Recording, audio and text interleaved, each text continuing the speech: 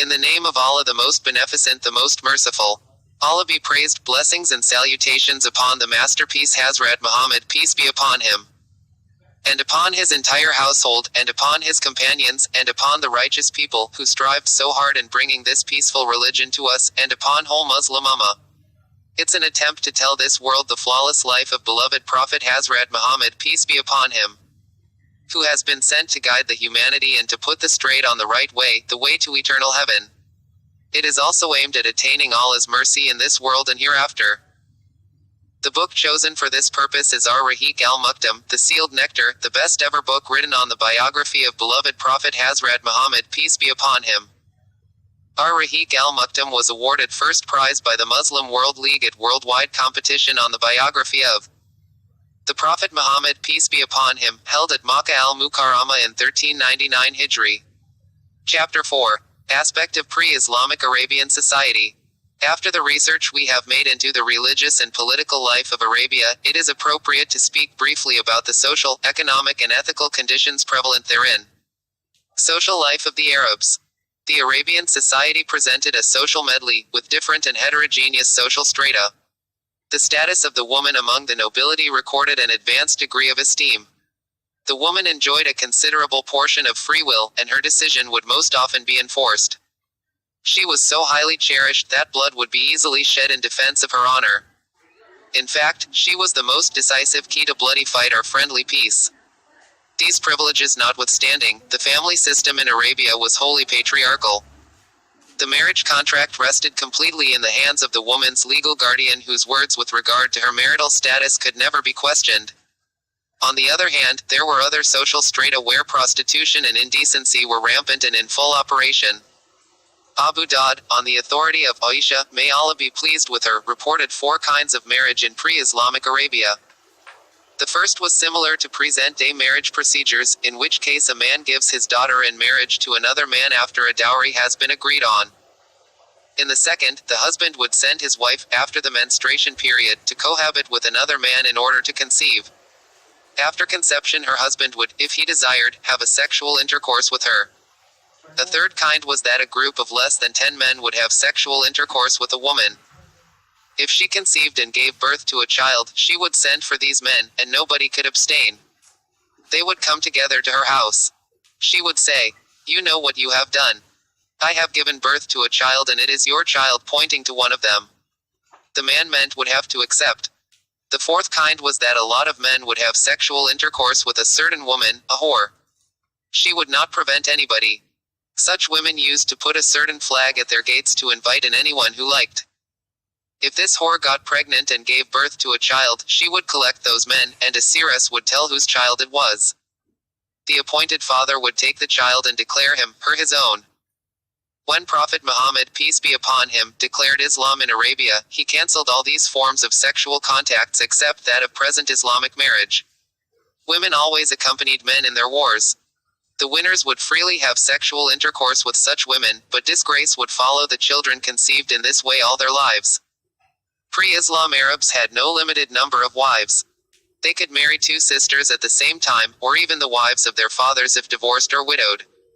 Divorce was to a very great extent in the power of the husband. The obscenity of adultery prevailed almost among all social classes except few men and women whose self-dignity prevented them from committing such an act. Free women were in much better conditions than the female slaves who constituted the greatest calamity. It seemed that the greatest majority of pre-Islam Arabs did not feel ashamed of committing this obscenity. Abu Dawud reported, a man stood up in front of Prophet Muhammad, peace be upon him, and said, "O Prophet of Allah, that boy is my son. I had sexual intercourse with his mother in the pre-Islamic period." The Prophet, peace be upon him, said, "No claim in Islam for pre-Islamic affairs. The child is to be attributed to the one on whose bed it was born, and stoning is the lot of a fornicator." With respect to the pre-Islam Arab's relation with his offspring, we see that life in Arabia was paradoxical and presented a gloomy picture of contrasts. Whilst some Arabs held children dear to their hearts and cherished them greatly, others buried their female children alive because an illusory fear of poverty and shame weighed heavily on them. The practice of infanticide cannot, however, be seen as irrevocably rampant because of their dire need for male children to guard themselves against their enemies. Another aspect of the Arab's life which deserves mention is the Bedouin's deep-seated emotional attachment to his clan. Family, or perhaps tribal pride, was one of the strongest passions with him. The doctrine of unity of blood as the principle that bound the Arabs into a social unity was formed and supported by tribal pride. Their undisputed motto was, "Support your brother whether he is an oppressor or oppressed." In its literal meaning, they disregarded the Islamic amendment which states that supporting an oppressor brother implies deterring him from transgression. Avarice for leadership and keen sense of emulation often resulted in bitter tribal warfare despite descendancy from one common ancestor. In this regard, the continued bloody conflicts of Aus and Khazraj, Abs and Dubian, Bakr and Taglib, etc., are striking examples. Intertribal relationships were fragile and weak due to continual intertribal wars of attrition. Deep devotion to religious superstitions and some customs held in veneration, however, used to curb their impetuous tendency to quench their thirst for blood. In other cases, there were the motives of, and respect for, alliance, loyalty and dependency which could successfully bring about a spirit of rapport, and abort groundless bases of dispute. A time-honored custom of suspending hostilities during the prohibited months, Muharram, Rajab, Dhul Qa'dah, and Dhul Hijjah, functioned favorably and provided an opportunity for them to earn their living and coexist in peace. We may sum up the social situation in Arabia by saying that the Arabs of the pre-Islamic period were groping about in the dark and ignorance, entangled in a mesh of superstitions paralyzing their mind and driving them to lead an animal-like life. The woman was a marketable commodity and regarded as a piece of inanimate property. Intertribal relationships were fragile. Avarice for wealth and involvement in feudal wars were the main objectives that governed their chiefs' self-centered policies. The economic situation. The economic situation ran in line with the social atmosphere. The Arabian ways of living would illustrate this phenomenon quite clearly. Trade was the most common means of providing their needs of life. The trade journeys could not be fulfilled unless security of caravan routes and intertribal peaceful coexistence were provided, two imperative exigencies unfortunately lacking in Arabia. Except during the prohibited months within which the Arabs held their assemblies of Ukaz, Dhil Majaz, Mijna and others. Industry was alien to the Arabian psychology. Most of available industries of knitting and tannage in Arabia were done by people coming from Yemen, Hira and the borders of Syria. Inside Arabia there was some sort of farming and stock breeding. Almost all the Arabian women worked in yarn spinning, but even this practice was continually threatened by wars. On the whole, poverty, hunger and insufficient clothing were the prevailing features in Arabia, economically. Ethics. We cannot deny that the pre-Islam Arabs had such a large bulk of evils. Admittedly, vices and evils, utterly rejected by reason, were rampant amongst the pre-Islam Arabs, but this could never screen off the surprise-provoking existence of highly praiseworthy virtues, of which we could adduce the following. 1. Hospitality. They used to emulate one another at hospitality and take utmost pride in it. Almost half of their poetry heritage was dedicated to the merits and nobility attached to entertaining one's guest. They were generous and hospitable on the point of fault. They would sacrifice their private sustenance to a cold or hungry guest. They would not hesitate to incur heavy blood money and relevant burdens just to stop bloodshed, and consequently merit praise and eulogy.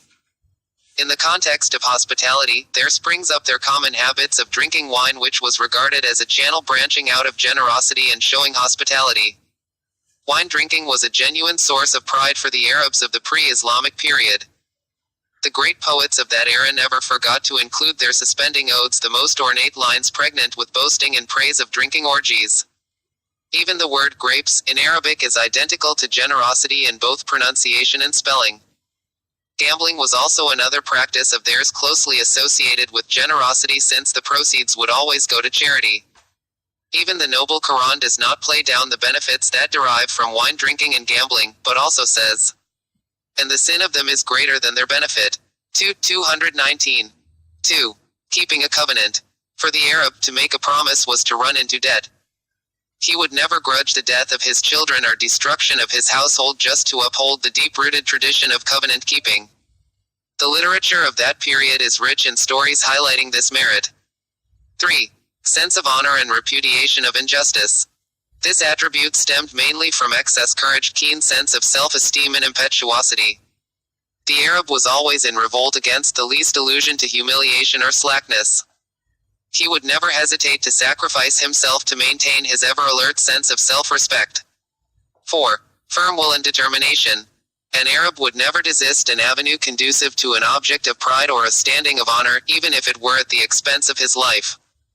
5. Forbearance, perseverance and mildness.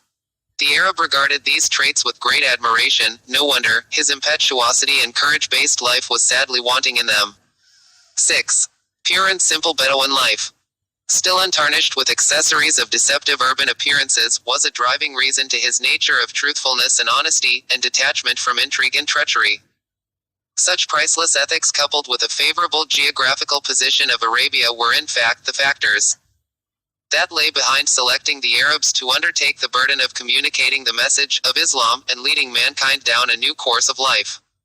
In this regard, these ethics per se, though detrimental in some areas, and in need of rectification in certain aspects, were greatly invaluable to the ultimate welfare of the human community, and Islam has did it completely.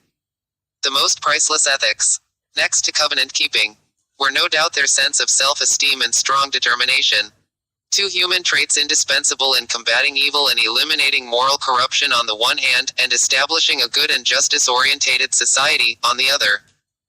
Actually, the life of the Arabs in the pre-Islamic period was rich in other countless virtues we do not need to enumerate for the time being. The recording is done through e-reader app. The computer may make mistakes in pronouncing Arabic dictions. The script is hereby displayed for better understanding. The mistake may also be appeared in script while editing owing to human error. The Almighty Allah, the All-Forgiving, may forgive us. Ameen.